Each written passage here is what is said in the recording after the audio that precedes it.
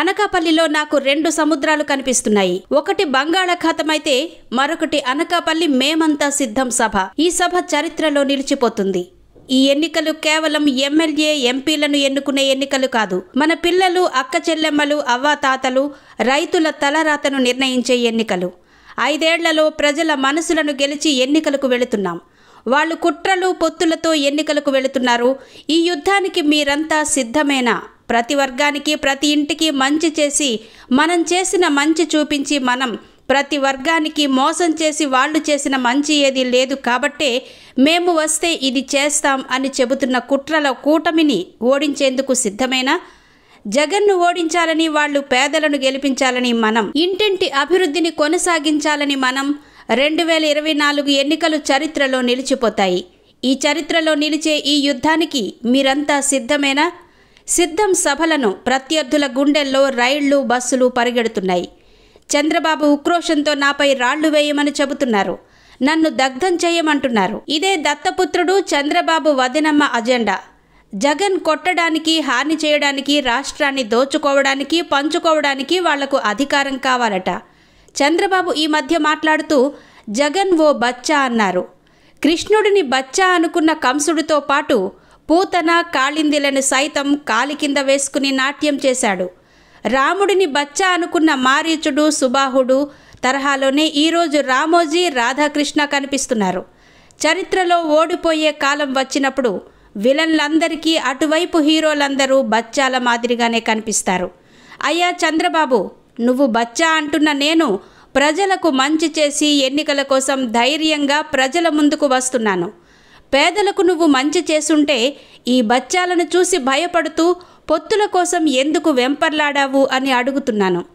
ఇంటింటికి మంచి చేసిన మీ బిడ్డ చుట్టూ ఎంతమంది బాణాలు పట్టుకుని నిల్చున్నారో ప్రజలు గమనించాలని కోరుతున్నా.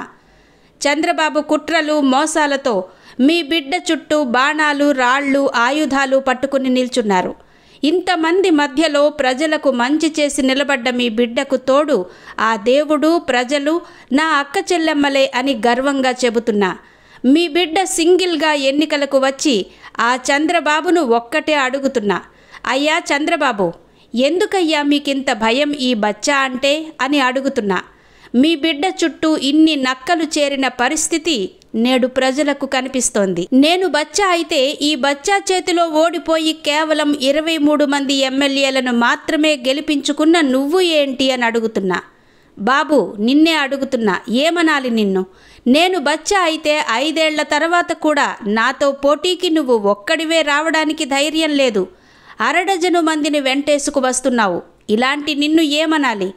నేను బచ్చా అయితే 58 నెలల్లో ప్రతి గ్రామానికి పేదలు, పిల్లలు, అవ్వాతాతలు, అక్క చెల్లెమ్మలు ఇంటింటికి చేసిన అభివృద్ధిని 14 ఏళ్ల హయాంలో ఎందుకు చేయలేదో చెప్పు. ఎన్నికల ప్రచారంలో మీ బిడ్డ ఏం చెబుతున్నాడు? చంద్రబాబు ఏం చెబుతున్నాడు? ప్రజలు గమనించాలని కోరుతున్నా. మీ బిడ్డ 58 నెలల్లో చేసిన మంచి చెప్పి ఓట్లు అడుగుతున్నాడు. మన ప్రభుత్వంలో ఎటువంటి లంచాలు, వివక్ష లేకుండా 2.70 లక్షల కోట్ల రూపాయలు నేరుగా బటన్ నొక్కి పేదల ఖాతాల్లో వేశారు. ఈ డబ్బు మీకందరికీ చేరిందా లేదా అని అడుగుతున్నా. నా అక్క చెల్లెమ్మల కుటుంబాలను సవినయంగా ఇంత మంచి చేసిన ప్రభుత్వాన్ని మీరు ఎప్పుడైనా చూశారా అని అడుగుతున్నా. ఏనాడైనా పేదలను, నా అక్క చెల్లెమ్మలను పట్టించుకున్న ప్రభుత్వాన్ని చూశారా అని అడుగుతున్నా. ఓ చంద్రబాబు, మాలాంటి ప్రభుత్వాన్ని ఏనాడైనా నువ్వైనా చూసావా? స్వయం ఉపాధిని ప్రోత్సహిస్తూ రైతు భరోసా, చేనేత నేస్తం, వాహనమిత్ర లాంటి ఎన్నో పథకాలు అమలు చేశాం. ఈ 58 నెలల పాలనలో 7 వ్యవస్థలను మీ బిడ్డ ప్రతి గ్రామానికి తీసుకొచ్చాడు. ప్రతి గ్రామంలోనూ, వార్డులోనూ సచివాలయాలను మీ బిడ్డ తీసుకువచ్చాడు. ఇంటికే వచ్చే వాలంటీర్ వ్యవస్థను కూడా మీ బిడ్డే తీసుకొచ్చాడు. ఇవన్నీ మీ బిడ్డ చేస్తే చంద్రబాబు, నీ 14 ఏళ్ల పాలనలో నీ మార్కేంటో చెప్పు అని అడుగుతున్నా. పేదరికం సంకెళ్ళు తెంచేలా క్వాలిటీ చదువులు మన ప్రభుత్వంలోనే అందుతున్నాయి. కానీ చంద్రబాబు పేద పిల్లలకు ప్రభుత్వ బడుల్లో ఇంగ్లీష్ మీడియం వద్దని ఉద్యమాలు చేయించాడు. మీ బిడ్డ ప్రభుత్వంలో రాష్ట్రంలో 17 కొత్త మెడికల్ కాలేజీలు, 4 కొత్త పోర్ట్ల నిర్మాణం, 10 ఫిషింగ్ హార్బర్లు, 6 ఫిష్ ల్యాండింగ్ సెంటర్లు వేగంగా నిర్మాణం జరుగుతున్నాయి. కొత్త జిల్లాలు వచ్చింది కూడా మీ బిడ్డ హయాంలోనే అని చెప్పడానికి గర్వంగా ఉంది.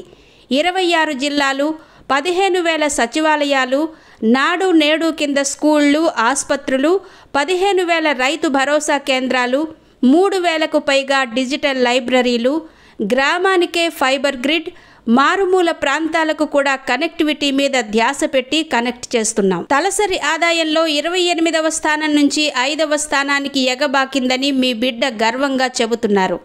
ఇంటికే పౌర సేవలు, పెన్షన్, ఫ్యామిలీ డాక్టర్ సేవలు అందిస్తున్నాం.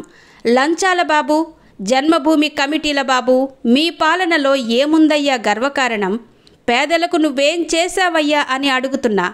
14 ఏళ్లు సీఎంగా పనిచేసిన నీ పేరు చెబితే రాష్ట్రంలో ఒక్కటైనా నువ్వు చేసిన మేలు ఒక్కటైనా గుర్తుకు వస్తుందా? కేవలం వెన్నుపోట్లు, కుట్రలు, మోసాలు మాత్రమే గుర్తుకు వస్తాయి. అడుగుతా ఉన్నా, అయ్యా బాబు, నేను బచ్చా అయితే నా చేతిలో చిత్తుగా ఓడిపోయి కేవలం 23 మంది ఎమ్మెల్యేలను మాత్రమే గెలిపించుకున్న నువ్వు ఎవరయ్యా అని అడుగుతా ఉన్నాను.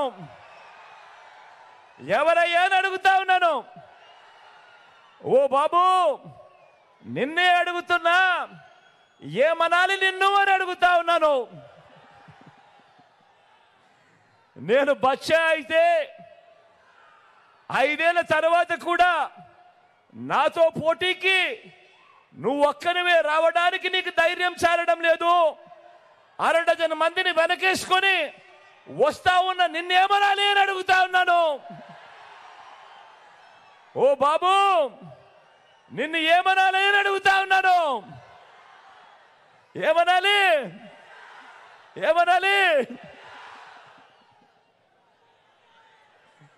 నేను బచ్చా అయితే ఈ 58 నెలల్లో గ్రామానికి, రైతులకి, పేదలకి, అక్క చెల్లెమ్మలకి, పిల్లలకి, అవ్వాతాతలకి, సామాజిక వర్గాలకి నేను చేసిన మంచి, ఇంటింటికి చేసిన అభివృద్ధి నువ్వు 14 ఏళ్ళు సీఎంగా ఉన్నా కూడా ఎందుకు చేయలేకపోయావు అని అడుగుతా ఉన్నాను ఈ చంద్రబాబు నాయుడుని.